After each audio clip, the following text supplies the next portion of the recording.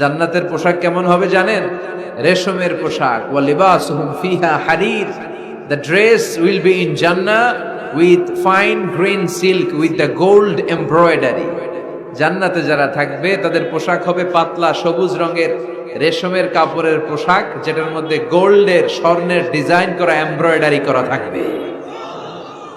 ওই পোশাক পরিয়ে দেওয়া হবে আর বলা হবে নাম কান্নাউমিল আরুস। বাসর রাতে জামাই যেমনি আনন্দে ঘুমায় তুমিও ঘুমাও। দুনিয়াতে অনেক কষ্ট সহ্য করছো, দুনিয়াতে পুলিশের দৌড়ানি, র্যাবের দৌড়ানি, আছে না নাই?